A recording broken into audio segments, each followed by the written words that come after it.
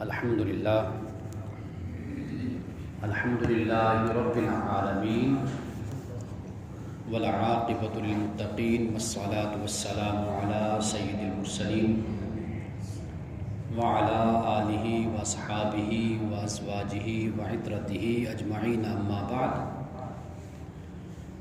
فأعوذ بالله من الشيطان الرجيم بسم الله الرحمن الرحيم وعد الله الذين آمنوا منكم وعملوا الصالحات ليستخلفنهم في الأرض كما استخلف الذين من قبلهم وليمكنن لهم دينهم الذي ارتضى لهم وليبدلنهم من بعد خوفهم أمنا يعبدونني لا يشركون بي شيئا ومن كفر بعد ذلك فأولئك هم الفاسقون صدق اللہ العظیم۔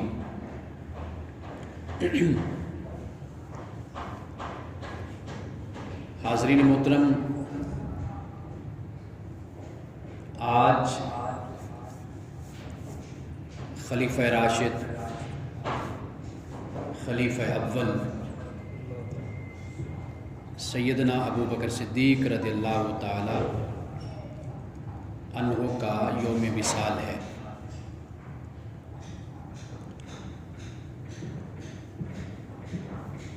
حضرت ابو بکر کی فضیلت اور آپ کا جو مقام اور مرتبہ ہے، اس پہ ہم بے شمار مرتبہ بات کر چکے ہیں۔ آج میں یہ چاہتا ہوں کہ آپ کے خلافت کے حوالے سے چند اہم باتیں بیان کی جائیں تاکہ ہمیں یہ معلوم ہو سکے کہ صدیق اکبر رضی اللہ تعالی عنہ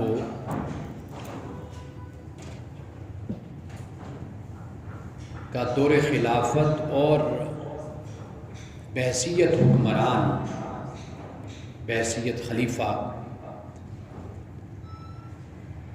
آپ کی طرز زندگی اور آپ کا مدینہ میں بحیثیت حکمران اور خلیفہ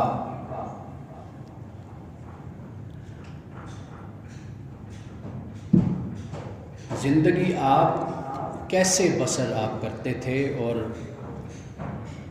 تقریباً 2 سال 3 ماہ اور 9 دن یہ آپ کا عرصہ بنتا ہے خلافت کا، 2 سال 3 ماہ اور 9 دن۔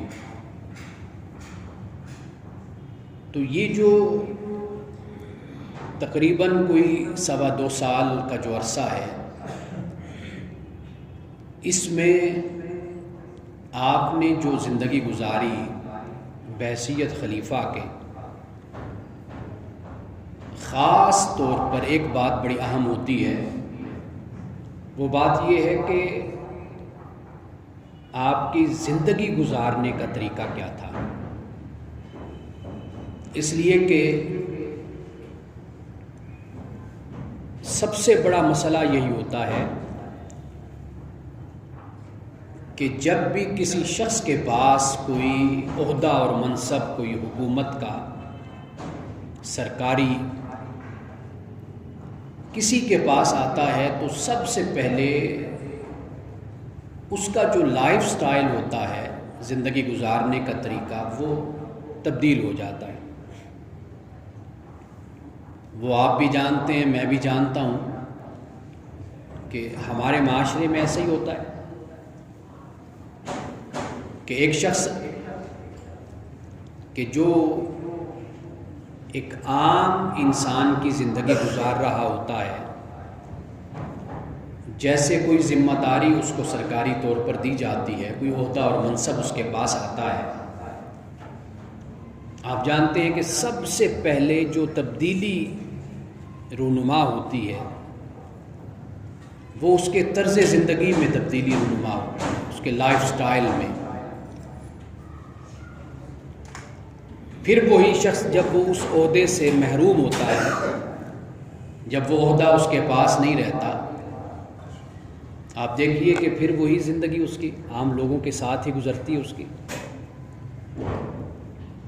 یہ جو عہدے کا اور مرتبے کا جو خناس ہے نا، خناس، اس کا جو تکبر اور اس کا جو نشہ ہے، یہ انسان کو دوسرے انسانوں سے جدا کر دیتا ہے۔ انسان یہ خیال کرنے لگ جاتا ہے کہ میں تو اب حکمران بن گیا ہوں، میرے تو اب کوئی سرخاب کے پر اس کے نکل آئے ہیں۔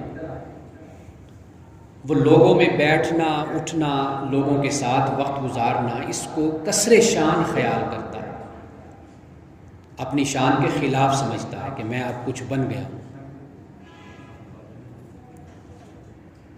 یہ ہم اپنی آنکھوں سے، یہ ہمارا مشاہدہ ہے، ہمارا تجربہ ہے، ہم اپنے معاشرے میں یہ چیزیں دیکھتے ہیں۔ یہ بڑی اہم بات ہے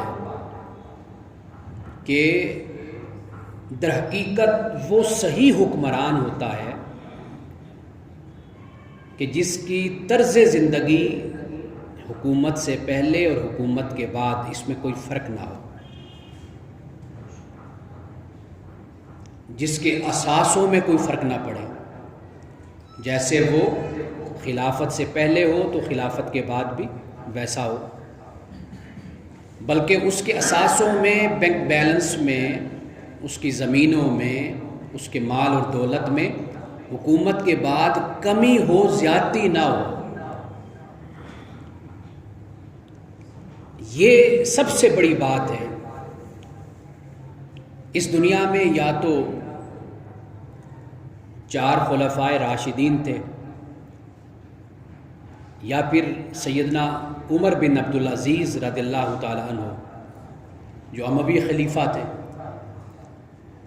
یا ان کی زندگی یہ نظر آتی ہے، یا آج کے زمانے میں آپ کہہ سکتے ہیں کہ جو یورپ کے حکمران ہیں، مغرب کے، ان کے لائف سٹائل اور ان کا طرز زندگی وہ ایک عام انسان، ایک عام شہری جیسا ہوتا ہے۔ 1400 سال 1500 سال پہلے تو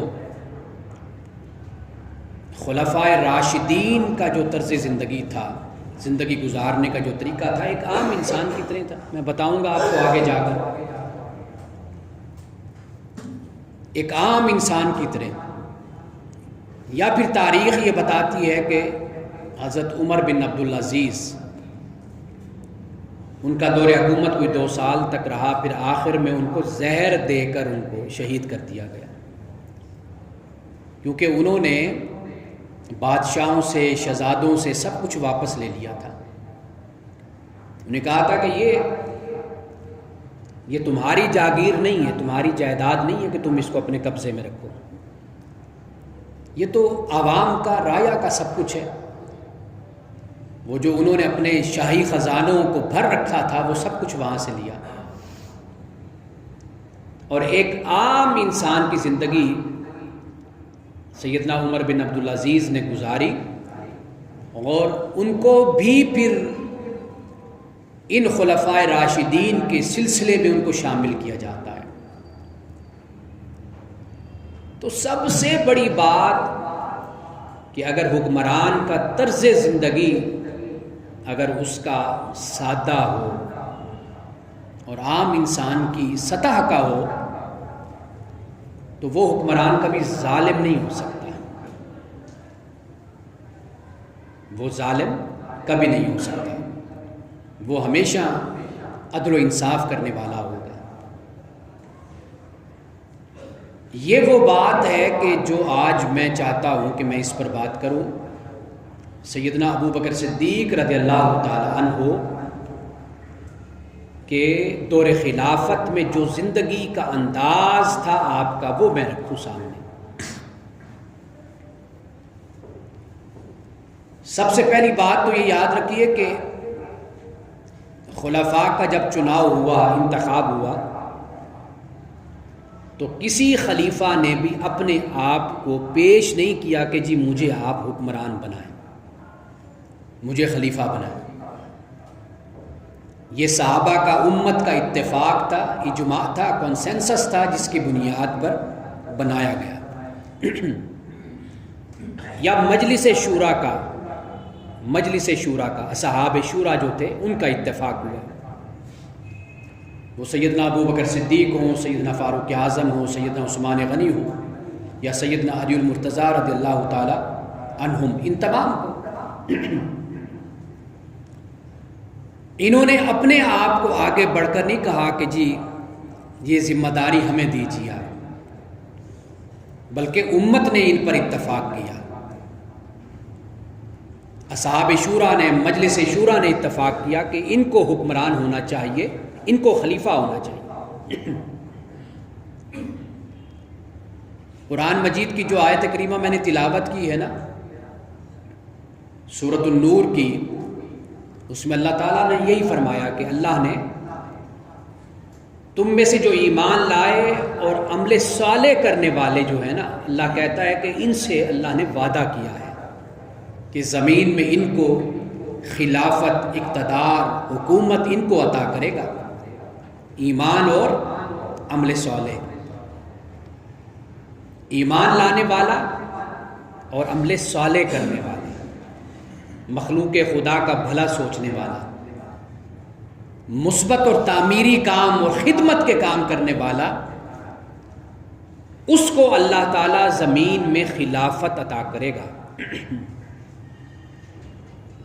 اور اللہ سبحانہ و تعالیٰ ان کو، یعنی اپنے دین کو جو اللہ نے ان کے لیے پسند کیا، اس دین کو زمین پر مضبوطی عطا کرے گا، یہ اللہ تعالیٰ نے فرمایا۔ اور فرمایا کہ تمہارے خوف کو بھی اللہ امن سے بدل دے گا، لیکن فرمایا تم پر لازم ہے کہ تم میری عبادت کرو اور میرے ساتھ کسی کو شریک نہ ٹھہراؤ، اور جو اس کے بعد کفر کرے گا فرمایا وہ فاسق ہے۔ یہ قرآن پاک کی آیت ہے۔ یہ آیت کریمہ صحابہ کے لیے اتری تھی، رسول اللہ کی اس جماعت کے لیے یہ آیت کریمہ اتری کہ اللہ نے استخلاف فی الارض ان صحابہ کو عطا کیا، زمین پر استخلاف فی الارض، زمین میں خلافت عطا کی۔ کیوں خلافت عطا کی؟ اس لیے کہ ایمان ان کا کمال پر تھا اور انہی کا عمل صالح تھا جو اپنے کمال پر تھا، رب نے ان کو اقتدار عطا کیا۔ یہ دو شرطیں ہیں رب تعالیٰ کی، ان شرطوں کو پورا کرو، اللہ تعالیٰ مسلمانوں کو پھر اقتدار، پھر غلبہ، پھر سطوت، پھر حکومت دنیا میں عطا کرے گا، بشرطے کہ رب کی طے شدہ جو شرطیں ہیں ان شرطوں کو تو ہم پورا کریں نا، پھر ہی بات بنے گی نا۔ سیدنا ابو بکر صدیق رضی اللہ تعالی عنہ، روایات میں آتا ہے کہ 7 دن تک اس طرف مسلمانوں کو بلاتے رہے کہ میری خلافت، میرا اقتدار جو ہے نا، اس کو تم لے سکتے ہو، میری بیعت تم ختم کر سکتے ہو۔ 7 دن یہی کہتے رہے۔ پھر سیدنا علی المرتضیٰ رضی اللہ تعالی عنہ آگے بڑھے، انہوں نے کہا کہ یا امیر المومنین، یا خلیفۃ الرسول، ہم نے آپ کی بیعت کی ہے، ہم نے آپ کو اپنا خلیفہ چنا ہے، اور آپ امت کی، مسلمانوں کی رہنمائی کیجیے، آپ امت کے خلیفہ ہیں، امت کے امام ہیں، ہادی ہیں، آپ آگے بڑھیے۔ 7 دن تک یہ بات کہتے رہے، اپنے آپ کو نہیں پیش کیا کہ آپ مجھے بنائیں۔ میں خطبہ جب آپ کو پڑھ کر سناؤں گا نا کہ پہلا خطبہ سیدنا ابو بکر صدیق رضی اللہ تعالیٰ عنہ نے کیا دیا تھا، طبری نے، ابن ہشام نے اور اس کے علاوہ دیگر کتابوں نے اس خطبے کو نقل کیا ہے جو سیدنا ابو بکر صدیق رضی اللہ تعالیٰ عنہ کا خطبہ تھا۔ اس خطبے میں واضح طور پر یہ فرمایا کہ بھائی میں نہیں چاہتا، یہ تم نے میرا انتخاب کیا ہے، تم نے مجھے چنا ہے. یہ فرمایا. 7 دن تک یہ کہتے رہے کہ ابھی بھی وقت ہے کہ مجھے آزاد کر دو، مجھے چھوڑ دو، یہ خلافت کا تاج اور یہ ذمہ داری کسی اور کے سپرد کر دو. انسان کا اپنے آپ کو اقتدار کے لیے یا کرسی کے لیے پیش کرنا، اس کی ممانعت نہیں ہے اسلام میں. یہ اپنے آپ کو پیش کر سکتا ہے کسی عہدے کے لیے، کسی منصب کے لیے. اگر وہ اس عہدے اور منصب کی اہلیت رکھتا ہے تو خود کو پیش کرے. حضرت موسیٰ علیہ السلام نے اپنے بھائی ہارون کے لیے سفارش نہیں کی تھی اللہ سے کہ یا اللہ اسے میرا وزیر بنا دے ہارون کو. تو کسی کے لیے کہنا، کسی کو منتخب کرنا، یہ اسلام میں منع نہیں ہے. ممانعت اس بات کی ہے کہ ایک عہدے کے قابل بھی نہ ہونا، پھر لالچ و حرص رکھنا. عہدے کا نااہل ہونا، پھر لالچ اور حرص رکھنا کہ یہ میرے پاس آ جائے. اس سے قوم، ملک، وطن برباد ہوتا ہے جب نااہل لوگ اوپر مسلط ہوتے ہیں. ایک صحابی نے پوچھا یا رسول اللہ قیامت کب آئے گی؟ فرمایا کہ جب نااہل لوگ حکمران بنیں گے تو سمجھو قیامت آ گئی. نااہل لوگ جب حکمران بنیں گے. قیامت بھی تو ایک کبرا، ایک صغرا، ایک وسطی ہے نا. قیامت کی 3 قسمیں ہیں. یہ چھوٹی قیامت جو ایک معاشرے میں، ایک ملک میں، وطن میں آتی ہے نا، یہ نااہل حکمرانوں کی وجہ سے آتی ہے. لوگوں کی زندگیاں جیرن ہو جاتی ہیں، لوگ پریشان ہو جاتے ہیں، ان کے دن اور رات کا سکون لٹ جاتا ہے. یہ رسول اللہ نے فرمایا کہ جب نااہل لوگ تم پر مسلط ہوں تو پھر سمجھ لو کہ قیامت آ گئی. پھر وہی قیامت ہے. یہ قیامت صغریٰ تو ہم دیکھتے رہتے ہیں نا اپنے ملک میں. اپنے آپ کو پیش کرنا اگر اہل ہو تو حرج کوئی نہیں ہے، لیکن خلفائے راشدین کا یہ تقویٰ تھا، پرہیزگاری تھی، یہ ان کا زہد تھا، ان کا اخلاص تھا، ان کا خوف خداوندی تھا کہ وہ اپنے آپ کو کسی عہدے کے لیے پیش نہیں کرتے تھے، وہ ڈرتے تھے خدا سے. سیدنا ابوبکر صدیق رضی اللہ تعالیٰ عنہ نے کیا فرمایا؟ الفاظ یہ ہے کہ میں آپ لوگوں پہ حکمران بنایا گیا ہوں. الفاظ کی طرف توجہ کیجئے کہ الفاظ کیا ہے کہ میں آپ لوگوں پہ حکمران بنایا گیا ہوں. فرمایا اس ذات کی قسم جس کے دست قدرت میں میری جان ہے، میں نے یہ منصب اپنی رغبت اور اپنی خواہش سے نہیں لیا. یہ آپ کا خطبہ ہے، پہلا خطبہ جو آپ نے ارشاد فرمایا کہ میں نے یہ منصب اور یہ مرتبہ یہ میں نے اپنی رغبت اور اپنی خواہش سے نہیں لیا. میں یہ چاہتا تھا کہ کسی دوسرے کہ یہ بجائے مجھے منصب ملے، یہ میں نے کبھی نہیں چاہا تھا کہ کسی اور کو نہ ملے، مجھے مل جائے. اور نہ میں نے کبھی خدا سے اس کے لیے دعا کی تھی، اور نہ کبھی میرے دل میں اس کے لیے کوئی لالچ پیدا ہوئی، کبھی کوئی لالچ نہیں پیدا ہوئی. میں نے اسے بادل نخواستہ قبول کیا ہے، نہ چاہتے ہوئے بھی میں نے اس منصب کو اور اس اقتدار کو میں نے قبول کیا ہے. کیوں؟ اس لیے کہ مجھے مسلمانوں میں اختلاف اور عرب میں فتنہ ارتداد برپا ہو جانے کا خدشہ تھا کہ اگر میں اقتدار نہیں سنبھالوں گا تو مسلمانوں میں کہیں اختلاف اور جھگڑا نہ ہو اور فتنہ ارتداد پیدا نہ ہو. فتنہ ارتداد یہ تھا کہ منکرین زکوٰۃ بھی پیدا ہوئے تھے نا. سیدنا ابوبکر صدیق رضی اللہ تعالیٰ عنہ کے دور حکومت میں کہ ہم نے زکوٰۃ نہیں دینی. سیدنا ابوبکر صدیق نے فرمایا کہ اگر رسول اللہ کے دور میں ایک رسی بھی اگر یہ زکوٰۃ میں دیا کرتے تھے میں ان سے وہ بھی وصول کروں گا. اس لیے زکوٰۃ بڑا اہم فریضہ ہے. سب سے پہلی ذمہ داری تو ریاست کی ہوتی ہے کہ وہ زکوٰۃ وصول کرے. وہ زکوٰۃ وصول کرتی ہے، پھر عوام کی فلاح و بہبود پر اس کو خرچ کرتی ہے، اجتماعی کاموں پر لگاتی ہے. جہاں ریاست اگر اس ذمہ داری کو ادا نہیں کرتی تو پھر ذمہ داری انفرادی طور پر ہر مسلمان کی بن جاتی ہے کہ وہ پورے جائز طریقے سے اپنے مال سے جو حق بنتا ہے اللہ کا اور اس کی مخلوق کا وہ ادا کرے.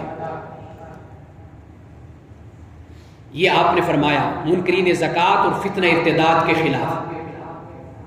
فرمایا میرے لیے اس منصب میں کوئی راحت نہیں ہے، کوئی سکون، کوئی مزہ میرے لیے اس میں نہیں ہے. فرمایا کہ یہ ایک بڑا بوجھ ہے جو مجھ پر ڈال دیا گیا ہے، اور اس کے اٹھانے میں مجھ میں کوئی طاقت نہیں ہے سوائے اس کے کہ میرا رب میری مدد کرے. تو میرا رب میری مدد کرے، یہ میں چاہتا ہوں کہ اس معاملے میں اس کے علاوہ میرے پاس کوئی طاقت نہیں ہے. فرمایا اگر میں ٹھیک کام کروں تو تم میری مدد کرنا، اور اگر میں غلط کام کروں تو مجھے تم سیدھا کر دینا. فرمایا سچائی امانت ہے اور جھوٹ خیانت.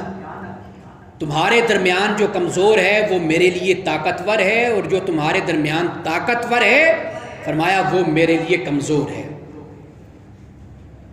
اور اللہ سبحانہ و تعالیٰ وہ قوم جو جد و جہد کرتی ہے، محنت کرتی ہے، رب اس پر کبھی بھی ذلت کو مسلط نہیں کرتا.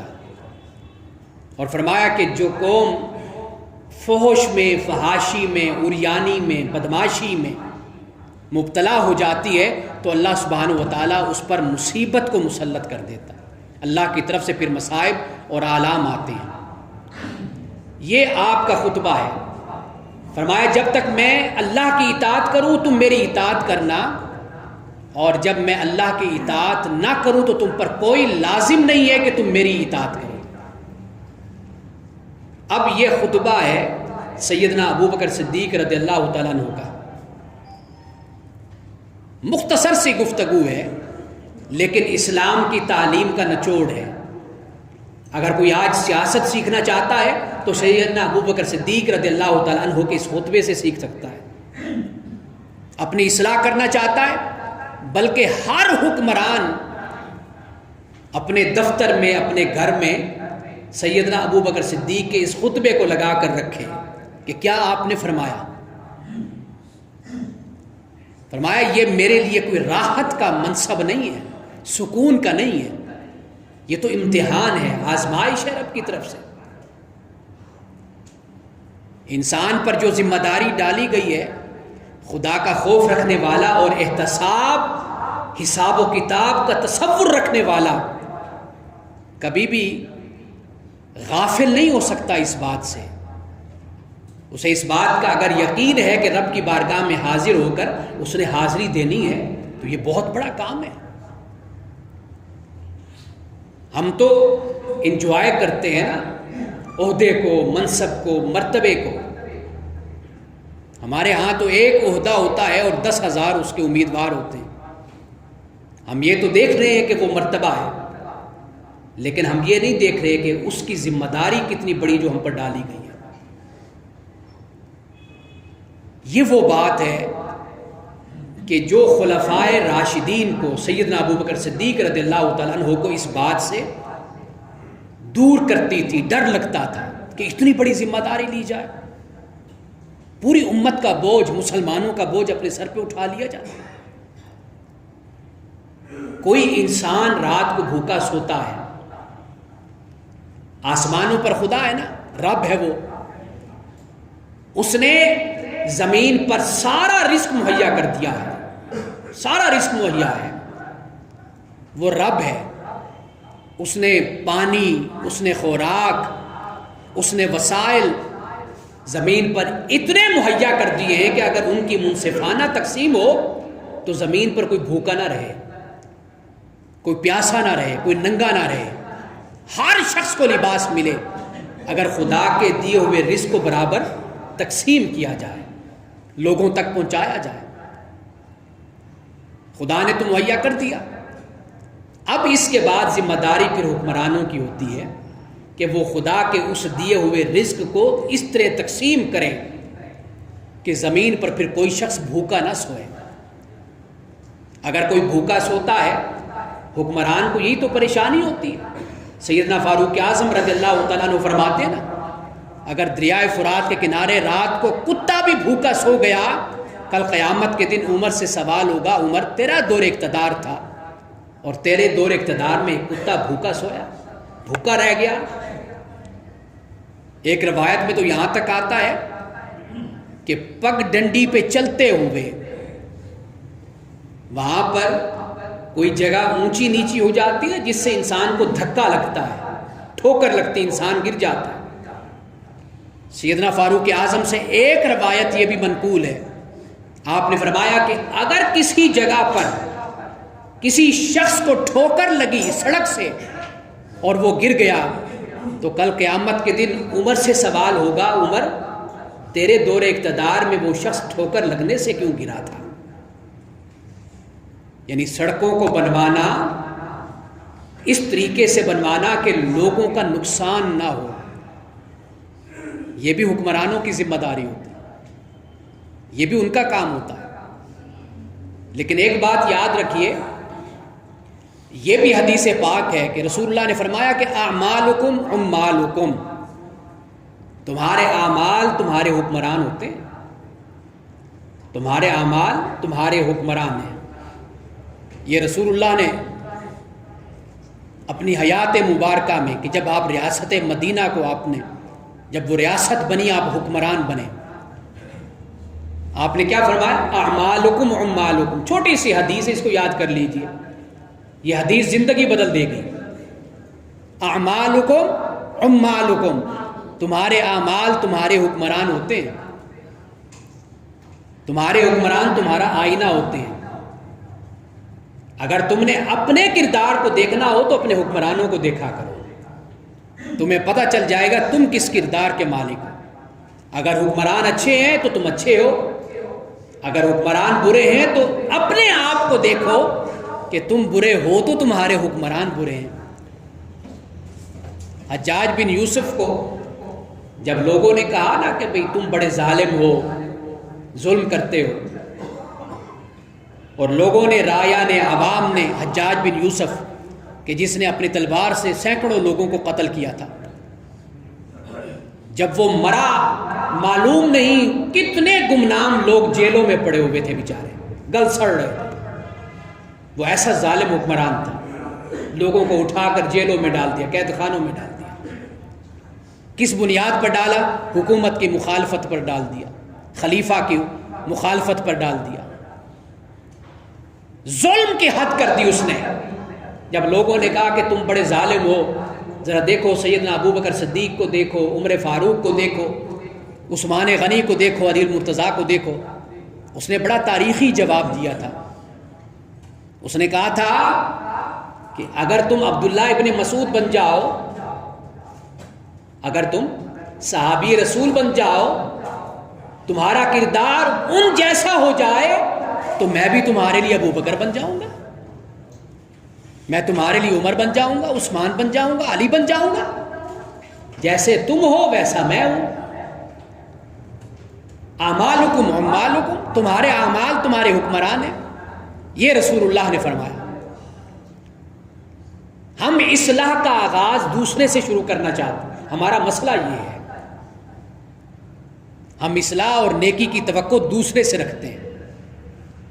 باپ ہے تو اولاد سے کرے گا، اولاد ہے تو باپ سے امید کریں گے، ہمسایہ ہے دوسرے ہمسائے سے کرے گا، عالم دین ہے تو عوام سے کریں گے، عوام ہے تو علماء سے، حکمران سے امید کریں گے۔ ہم تبدیلی کا آغاز اپنی ذات سے نہیں، دوسرے کی ذات سے چاہتے ہیں۔ ہمارا سب سے بڑا مسئلہ یہ ہے، ہم معاشرے کے گند کو، غلاظت کو، برائی کو تسلیم کرتے ہیں، مانتے ہیں، لیکن ہم یہ چاہتے ہیں کہ دوسرا صحیح ہو جائے، ہم جیسے ہیں ہم ویسے رہیں۔ ہمارا سب سے بڑا مسئلہ یہ ہے، یعنی بہت کچھ ایسا ہے کہ جو ہم باہر ڈھونڈتے ہیں، حالانکہ وہ باہر نہیں، وہ ہمارے اندر ہے۔ حضرت علی رضی اللہ تعالیٰ عنہ نے یہ فرمایا نا، یہ سب کچھ تمہارے اندر ہے، باہر تب ہی تبدیلی رونما ہوتی ہے جب تم خود اپنے آپ کو بدلتے ہو، اپنے کردار کو بدلتے ہو۔ سیدنا ابوبکر صدیق رضی اللہ تعالیٰ عنہ نے خطبہ دیا، خطبہ دینے کے بعد آپ چونکہ کپڑے کا کاروبار کرتے تھے، کام کرتے تھے، بیچا کرتے تھے کپڑا، سیدنا فاروق اعظم رضی اللہ تعالیٰ عنہ نے دیکھا آپ کو، آپ جا رہے ہیں، کپڑے آپ کے پاس ہیں، بیچنے کے لیے جا رہے ہیں۔ سیدنا فاروق اعظم نے فرمایا آپ کدھر جا رہے ہیں؟ کہنے لگے عمر، آخر بال بچے ہیں، گھر ہے، ان کے خرچے ہیں، ذمہ داری ہیں، ان کی کفالت ہے، اپنا کاروبار کرنے جا رہا ہوں۔ سیدنا فاروق اعظم نے فرمایا آپ اگر یہ کریں گے تو امور مملکت و ریاست کو کون چلائے گا؟ وہ جو باہر سے وفود آتے ہیں ملاقات کرنے، سیاسی مسائل ہیں، عسکری مسائل ہیں، اس لیے کہ اس وقت کا حکمران جج بھی ہوتا تھا، منتظم بھی ہوتا تھا، حکمران بھی ہوتا تھا، وہ کمانڈر ان چیف بھی ہوتا تھا، ساری ذمہ داریاں اس کے پاس ہوتی تھی۔ سیدنا فاروق اعظم نے فرمایا اگر آپ جا کے کاروبار کریں گے تو یہ کام کیسے چلے گا؟ سادگی دیکھی تو دیکھیے، فرماتے ہیں کہ پھر میرے گھر کا معاملہ کیسے چلے گا؟ اگر آج کا کوئی حکمران ہوتا، ہم جیسا کوئی انسان ہوتا تو سب سے پہلے تو اپنے لیے ذخیرہ اندوزی کرتا نا، اپنے لیے پسنداز کرتا، کچھ چیزیں جوڑتا کہ میرا خاندان، میرے بچے، میری فیملی۔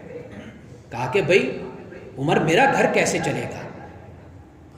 حضرت عمر فاروق رضی اللہ تعالیٰ عنہ نے اصحاب شورا کو بلایا، جو مجلس شورا تھی، جو سرکردہ صحابہ تھے، ان کو مسجد نبوی میں بلایا اور بیٹھ کر پھر اجلاس کیا۔ پہلا اجلاس یہ ہوا کہ آیا کہ ابو بکر کو، امیر المؤمنین کو، کیا تنخواہ دی جائے یا نہ دی جائے؟ طے یہ پایا کہ تنخواہ تو ہونی چاہیے۔ پھر یہ بات کی گئی چلے تنخواہ تو دیں، تو اب دیں کتنی؟ سیدنا علی المرتضیٰ رضی اللہ تعالیٰ عنہ نے اس مسئلے کو حل کر دیا۔ آپ نے فرمایا جتنے خرچے، جتنے اخراجات مدینہ کے ایک عام مزدور کے ہوتے ہیں نا، اخراجات جو اس کا لائف سٹائل ہے، اس کا طرز زندگی ہے، اس کے مطابق جتنا اس کا خرچہ ہوتا ہے اتنا امیر المومنین کو دے دیا جائے۔ یہ سیدنا علی المرتضیٰ رضی اللہ تعالیٰ عنہ نے مسئلے کو حل کیا۔ ایک عام آدمی کا جتنا خرچہ بنتا ہے وہ مقرر ہو گیا۔ عید کے دن جب قریب آئے، سیدنا ابوبکر صدیق کی زوجہ محترمہ نے کہا کہ عید کے دن آ رہے ہیں، گھر میں کوئی میٹھا کچھ بنایا جانا چاہیے، بے شک خلافت سے پہلے بنتا ہوگا، لیکن اب جب خلافت ملی، زوجہ نے کہا کہ تھوڑا بہت کچھ میٹھا بنا لیا جائے۔ آپ نے فرمایا کہ میں اس کا کہاں سے انتظام کروں؟ ابھی عید میں سے کچھ دن تھے، جب عید کا دن آیا تو آپ کی زوجہ کچھ بنا رہی تھی۔ آپ نے پوچھا یہ کیا بنا رہے؟ کہنے لگی کہ وہ جو بیت المال سے جو ہمیں وظیفہ ملتا ہے، جو آٹا آتا ہے، اس آٹے سے میں نے کچھ روزانہ ایک مٹھی میں بچا بچا کے رکھتی رہی، یہ اکٹھا ہو گیا ہے کچھ، تو اس کا میں حلوہ بنا رہی ہوں۔ حضرت ابوبکر صدیق نے وہ دیگچی ہاتھ میں پکڑی اور بیوی سے کہا ادھر لاؤ، وہ لائی، آپ نے وہ دیگچی لی، فوراً بیت المال کی طرف گئے۔ حضرت ابو عبیدہ بیت المال کے خزانچی تھے، ذمہ دار تھے۔ فرمایا کہ یہ دیگچی رکھ لو اور مدینے کے کسی غریب کی رزق کا، اس کی معیشت کا انتظام کر دو، یہ رکھ لو۔ اور پھر ساتھ یہ بھی کہہ کر آئے، فرمایا کہ یہ جو میری زوجہ نے، بیوی نے آٹا بچایا ہے نا، اس کا مطلب یہ ہے کہ اس سے کم میں بھی ہمارا گزارا ہو سکتا ہے، تو لہٰذا آئندہ اتنا کم آٹا ہمارے گھر میں بھیجا کرو، اس لیے کہ اس میں ہمارا گزارا ہو سکتا ہے۔ یہ ہے خلافت، یہ ہے حکمران۔ یہ ہے طرز زندگی حکمرانوں کی جس کی بنیاد خلفائے راشدین نے رکھی تھی۔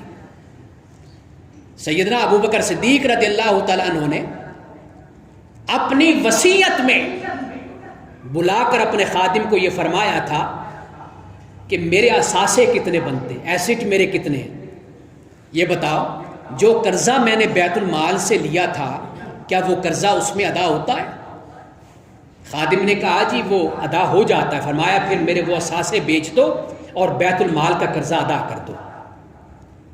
اپنی بیٹی عائشہ صدیقہ کو بلا کر یہ فرمایا، آپ نے فرمایا اے میری بیٹی، میں جس پھٹے ہوئے پیوند لگے لباس میں ہوں مجھے اسی لباس میں دفنا دینا، اور جو تم نے کفن میرے لیے خریدنا ہے وہ مدینے کے کسی بیٹی کے سر پہ ڈال دینا، کسی غریب بچی کے سر پہ ڈال دینا، مجھے میرے انہی لباس میں ہی دفن کر دینا۔ یہ تھی طرز زندگی۔ خلافت سے پہلے، اسلام کی قبولیت سے پہلے مالدار انسان تھے، مالدار انسان تھے، سب کچھ اسلام کی راہ میں قربان کیا، لیکن اگر کچھ بچ گیا تھا وہ خلافت سے پہلے چھوڑ دیا، پھر سادہ طرز زندگی اختیار کیا۔ ہمارا مسئلہ یہ ہے، ہمارے علماء ہوں، ہمارے حکمران ہوں، ہمارے سیاستدان ہوں، ہماری دعوت تبلیغ، گھنٹوں کی گفتگو، تقریریں، انٹرویوز اور لائیو گفتگو، وہ سب کچھ دوسروں کے لیے ہوتی، ہمارے لیے نہیں ہوتی۔ ورنہ حکمرانوں کا خرچہ آپ اندازہ کیجئے کہ قوم کو سادگی کی تعلیم دینے والے، ان کا فقط ایک پروگرام کروڑوں میں جا کر ہوتا ہے، ان کا لائف سٹائل دیکھیے، وہ مہینوں میں کروڑوں میں جا پہنچتا ہے، لیکن لوگوں کو اس بات کی تعلیم دی جاتی ہے آپ سادگی اختیار کیجئے، آپ صبر کیجئے، آپ تحمل سے کام لیجئے، اچھا وقت آئے گا حالات اچھے ہو جائیں گے۔ عوام کے تو حالات برے ہوتے، کبھی حکمرانوں کے حالات بھی تو برے ہونے چاہیے نا۔ مزہ تو تب ہے کہ لوگوں کا طرز زندگی ان کے طرز زندگی میں نظر آئے، پھر پتہ چلے گا کہ لوگ، عوام، رعایا کس مشکل سے اپنی زندگی کو گزارتے ہیں۔ لیکن یہ اسلام، یہ خلافت، یہ ریاست مدینہ آپ کو مسلمان ملکوں میں نظر نہیں آئے گی، لیکن بدقسمتی کا یہ ہماری اور خوش قسمتی ان لوگوں کی کہ جن کے ملکوں میں آج بھی ریاست مدینہ کا یہ تصور، یہ کفالت کا نظام، یہ نظام کفالت، یہ ویلفیئر سسٹم، یہ آج ان کے ملکوں میں موجود ہیں جن کو ہم کافر کہتے ہیں۔ وآخر دعوانا الحمدللہ رب العالمین۔